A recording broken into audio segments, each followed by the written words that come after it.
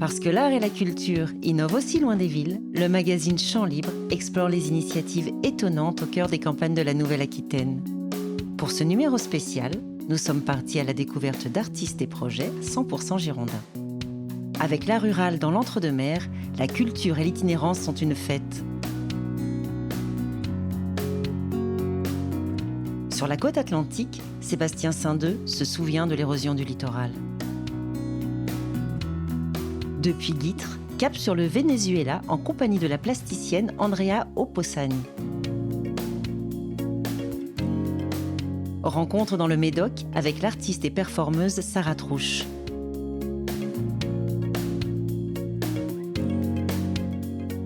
Dans la rubrique Lue, Sophie Poirier, tombée en amour pour le Signal.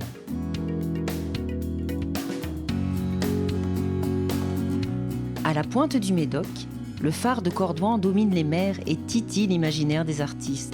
C'est notre grand format et il est magique. Champs libres, loin des villes, le magazine des arts et de la culture, spécial Gironde, ça commence.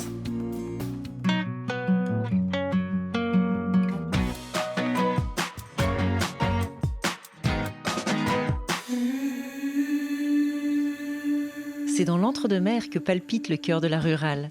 Sans lieu fixe, cette association culturelle a fait de l'itinérance une chance tout autant qu'une fête. Aujourd'hui, c'est à Lorient-Sadirac que l'équipe a posé ses bagages pour une soirée poétique et décalée. Nous n'avons pas de lieu. Donc c'est la spécificité de cette association culturelle et on mène le même travail par exemple qu'une salle de spectacle qui a un lieu. Donc on fait de la diffusion de spectacles vivants, on accueille à peu près une quarantaine de spectacles à l'année sur une saison culturelle et aussi des temps forts comme des festivals. Et on a aussi un travail de médiation et un accompagnement, un soutien à l'aide à la création artistique. C'est un petit peu le début de la boucle.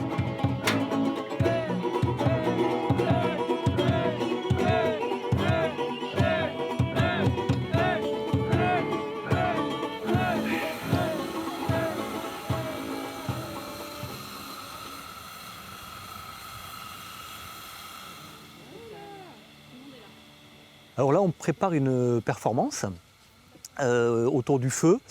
Donc avec ma compagne Valérie Blaise, depuis plusieurs années, on a mis au point des cuissons un petit peu particulières en céramique qu'on a baptisées raku punk.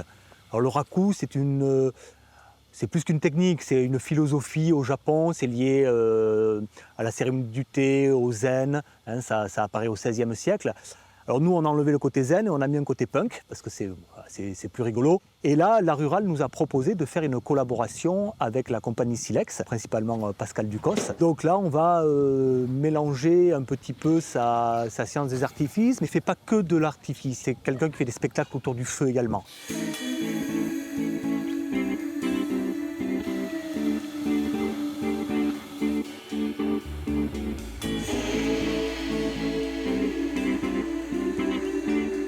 C'est une découverte. Moi, c'est la première fois que je vais travailler avec un potier. Donc, c'est un autre métier du feu. Donc, c'est deux métiers du feu qui vont se rencontrer. Donc, on a dessiné les grandes lignes, mais c'est vraiment une performance. Il y a plein de choses qu'on va aussi découvrir et qu'on va faire, qu'on n'a pas forcément prémédité. Moi, je me suis attaché à créer, autour du travail de Jean-François et de Valérie, trois ou quatre moments visuels qui vont être assez forts. Ah, on ne va pas tout vous dire. Il va y avoir un côté assez brutal, peu importe l'esthétique, peu importe si la pièce est éphémère, on n'a pas de limite, un peu comme les punks qui ne savaient pas jouer mais ça ne fait rien, ils y allaient, quoi. Voilà.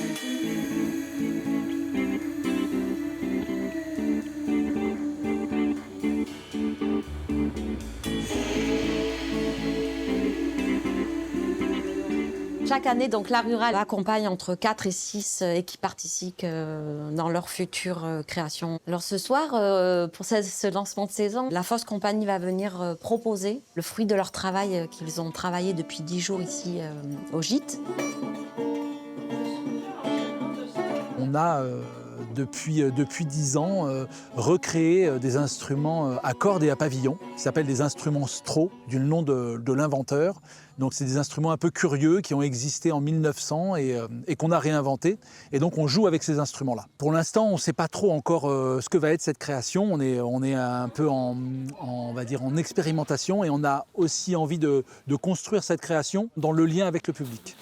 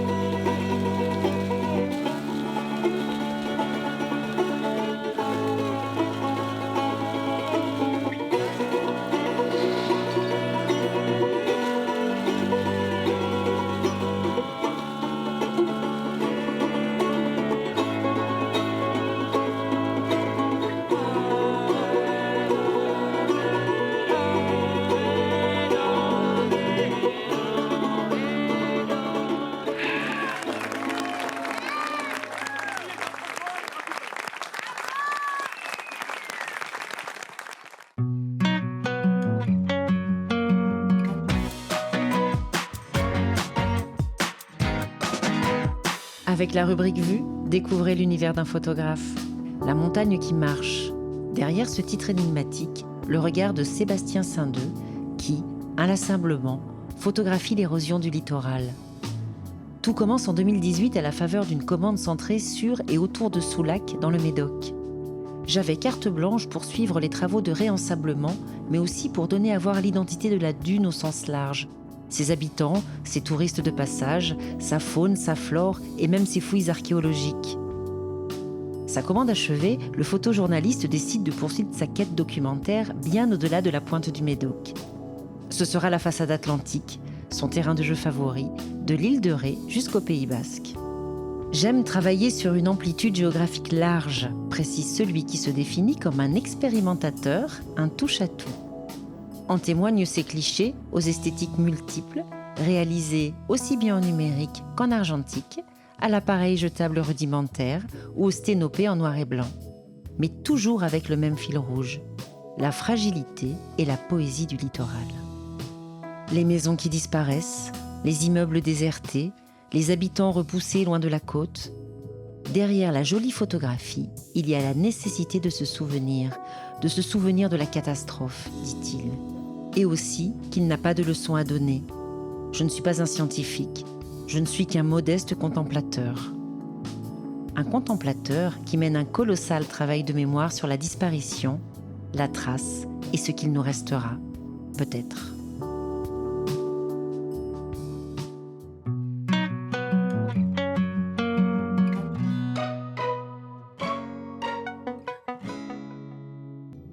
Depuis Guîtres en Gironde, connexion immédiate avec le Venezuela en compagnie de l'artiste Andrea Opposani. Je m'appelle Andrea Opposani, je suis artiste plasticienne et je viens de Caracas, Venezuela. J'ai une formation d'architecte et j'habite en France depuis une vingtaine d'années. En fait, c'est dans le cadre du festival de musique à pile à Guîtres, Carnet de voyage, ça s'appelle. Et cette année, le sujet, c'est le Venezuela. Et justement, le projet s'est fait une rencontre entre la ville de Guîtres et la ville de Caracas par le biais de la peinture et de la réalisation d'une fresque. J'ai fait le premier esquisse, le premier dessin esquisse. Et après, avec les enfants, c'était très très intéressant parce qu'on a vraiment construit toute la fresque depuis le début. C'est pour ça que sur l'image, on voit la ville de Guîtres qui se transforme dans la ville de Caracas. parce qu'on a les montagnes, on a la forêt vénézuélienne. En fait, c'est le rencontre entre les deux villes. La construction de la campagne, elle est très différente que Venezuela. Nous, c'est beaucoup plus sauvage. Et la campagne en France, c'est un mélange entre plusieurs tonalités de vert et la pierre, qui est très très loin de ma culture. Tout ici, c'est très très bien organisé. Déjà, quand je voyage, par exemple, dans le train, et je vois la campagne, moi, je sens que comme si je suis dans un tableau. C'est des choses qui m'inspirent beaucoup aussi pour mon travail en tant qu'artiste.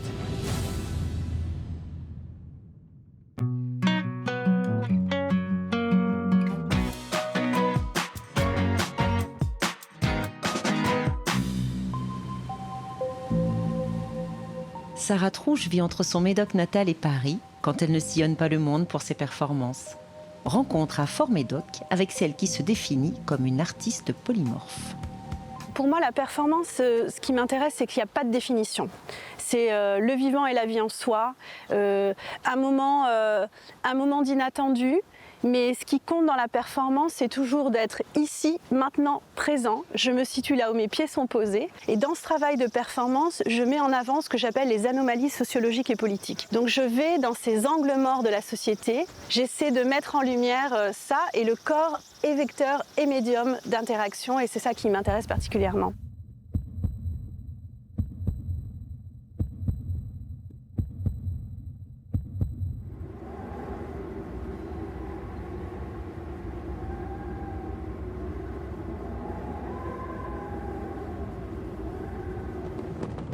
Ça m'amène au Bénin, à Svalbard, en Arctique. Ça m'amène dans la forêt amazonienne ou en Chine ou à Taïwan. Ça m'amène en Île-de-France, mais ça m'amène aussi en Outre-mer, en Médoc. Le fait d'avoir une carrière dans le milieu de l'art et de rester en Médoc me permet d'amener justement de plus en plus de propositions artistiques, d'inviter des artistes à découvrir ce coin. Et parce qu'ils découvrent ce coin, ils font avec les habitants et on se retrouve à collaborer tous ensemble et à créer des synergies.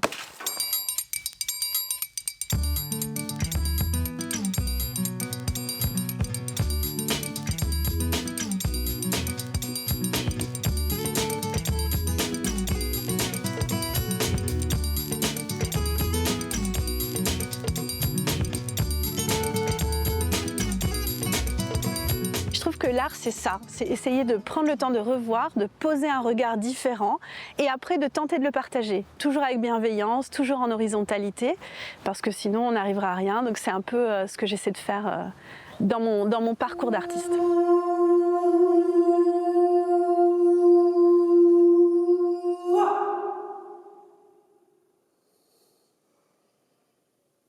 Là, on est à Fort Médoc, qui est un site exceptionnel. On est face à l'estuaire, encore une fois, ce rapport à l'eau et au déplacement. Ici, c'est un espace nature, c'est un espace historique, c'est un fort Vauban. Et puis, j'ai des endroits, d'autres endroits relais, comme le Grès médocain, où là, c'est de l'argile, ils ont eu leur propre carrière, on extrait la terre. On retrouve ces éléments naturels, mais qui du coup vont nourrir ma pratique, et ça fait des synergies, ça fait des imprévus et puis des créations, hein, parce que c'est quand même le but, c'est de faire art. Voilà.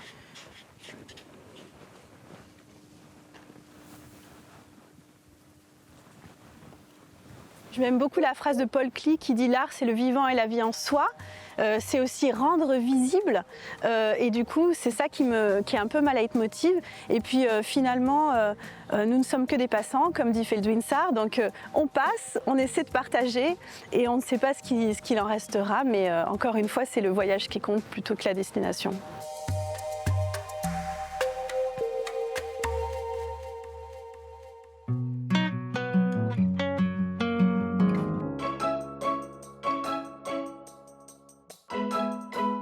Pourtant, il fallait le voir dans la belle lumière du soir, quand la mer se retirait loin et qu'on le regardait depuis l'eau. L'équilibre de sa forme radicale, le soleil qui brillait dans les vitres, cette couleur beige qui éclatait, on peut dire de mille feux, il avait l'air en or. Je suis tombée en amour de cet immeuble. J'ai choisi d'écrire un livre sur le Signal. C'était une rencontre avec cet immeuble dans le cadre d'un reportage littéraire. Je me suis laissée happer par à la fois quelque chose de documentaire, puisque je raconte un peu son histoire, et puis sa poésie. Il y avait quelque chose de l'intimité qui m'a touchée dans cet abandon, des gens qui étaient partis, de laisser derrière soi un lieu où on a vécu. À la fin des années 60, il va symboliser les vacances, les 30 glorieuses, la croissance infinie. Et puis, 50 ans plus tard, l'océan est à 9 mètres, c'est l'érosion du littoral qui fait son chemin. Au début, on a pointé du doigt la nature qui allait détruire cet immeuble. Finalement, c'est les hommes qui ont donné un permis de construire pour l'installer là. Et c'est les hommes qui vont faire un permis de déconstruire pour le sortir de là. Et ça reste une histoire d'être humain et de responsabilité humaine. Ça me semblait important de garder le Signal en vie par un livre avant qu'il soit détruit, pour que tout ce qu'il a à dire de nous, de la disparition, de la nature, de cette histoire qui est symbolique, pour que toutes ces choses-là restent intactes.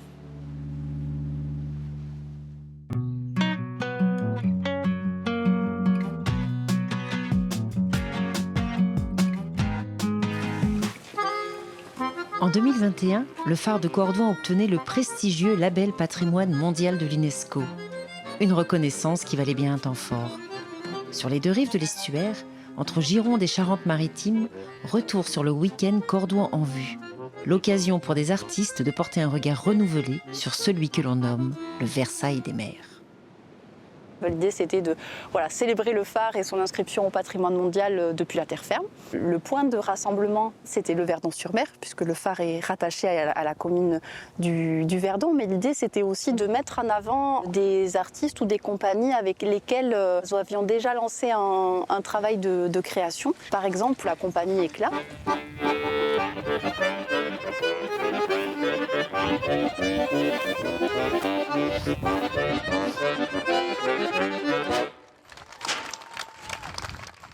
J'ai créé le programme de Voix de Cordouan, vraiment en m'inspirant sur l'histoire du phare.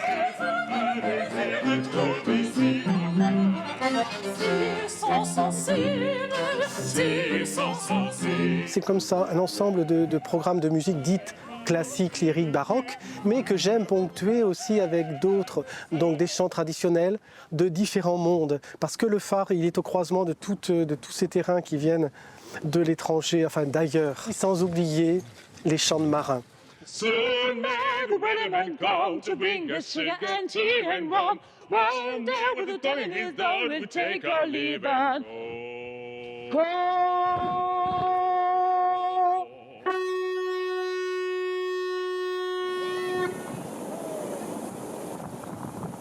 Le phare, pour moi, est vraiment une source d'inspiration. J'ai tout de suite pensé qu'il était intéressant d'imaginer une résidence d'artiste dans ce lieu clos, qui pour moi était vraiment emblématique de toute l'histoire de France, et aussi au regard de l'histoire de la musique.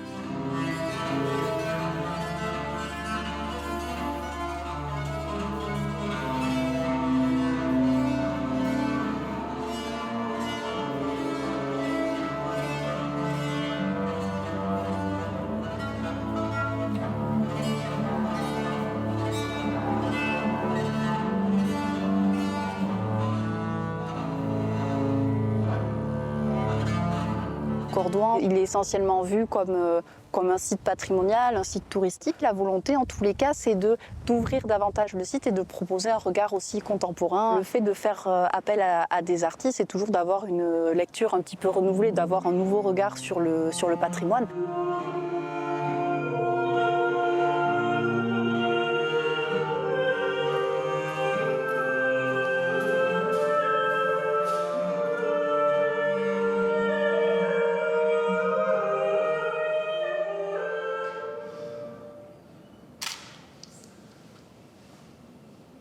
On est sur la lanterne, on est l'endroit le plus haut du phare. Ouais, on cherche l'horizon, on cherche qu'est-ce qu'on va pouvoir capter comme image. C'est compliqué, hein. Une ligne d'horizon et il n'y avait rien d'autre. Donc c'est tout ce qui est autour qui va nous permettre d'alimenter et de créer une image. Pas mal de questionnements sur cet élément Ces éléments naturels de point de fuite, là, on cherche. Je comprends pourquoi on peut devenir marin, on peut devenir pêcheur sans problème, partir une semaine, 10 jours, 15 jours en mer. Je comprends tout à fait, c'est magique.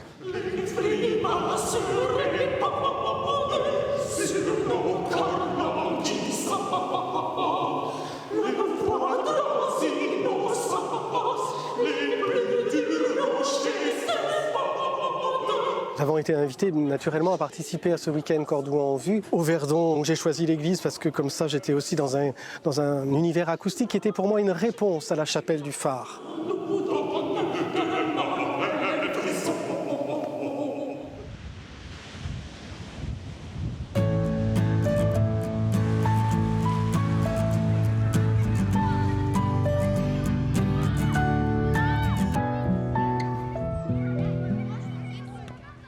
Avec l'équipe artistique, en fait, j'ai souhaité faire profiter l'ensemble des élèves de tout ce territoire nord-ménoc à ce grand projet de Cordouan.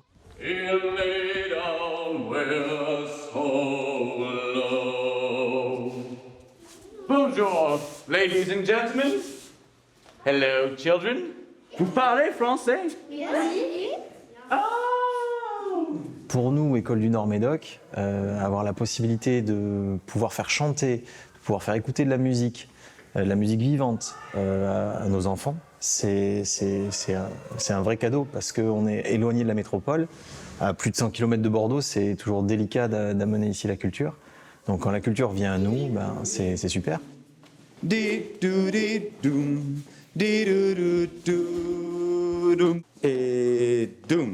Di-do-di-doum. OK. Di-do-di-doum. Di-do-di-doum. Di-do-di-doum. En musique contemporaine, on a tout un répertoire de façons différentes de faire de la musique, toute une réflexion sur ce que c'est que la musique. Et il y a tout un tas de personnes qui travaillent avec le son directement, les sons de la nature, mais aussi les sons du monde industriel, enfin toutes sortes de sons, et on peut faire de la musique avec ça. Donc on a travaillé sur le bruit des vagues ce matin. On appelle ça des paysages sonores, c'est-à-dire qu'on a à l'intérieur d'un petit temps, 2 minutes, plein de sons différents qui vont nous envoyer, nous ramener quelque part, nous emmener à la plage, en l'occurrence ce matin. Quand la mer est forte, oui, c'est vrai, elle frappe sur le phare.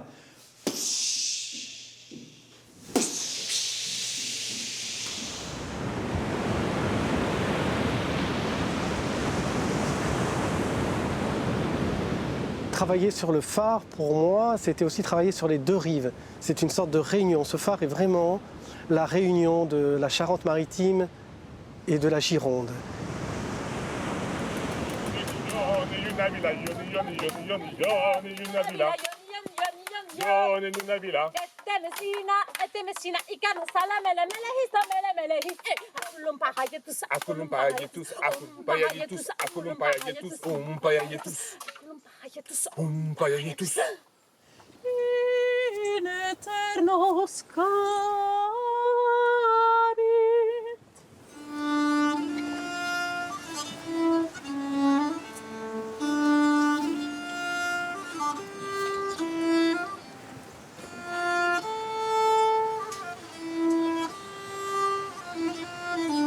Pour moi, c'est des vraies expériences. Comment on écoute la nuit? Qu'est-ce qu'on écoute la nuit? Il faut donc habiter tous ces espaces et cheminer autrement et être ouvert à l'inattendu.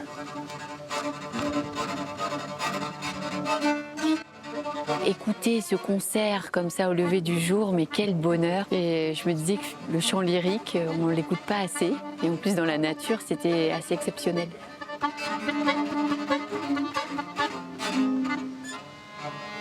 C'est un parti pris aussi extrêmement, je trouve, militant que de venir proposer cette qualité de spectacle dans des territoires où il ne se passe pas grand-chose sur le plan artistique. Ils ont osé, donc ça a beaucoup de sens à mon avis, artistiquement, plus largement culturellement et même politiquement.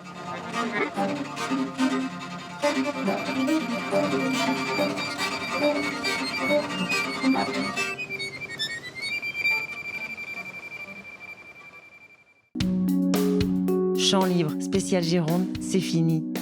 Retrouvez d'autres initiatives girondines sur champslibre.media.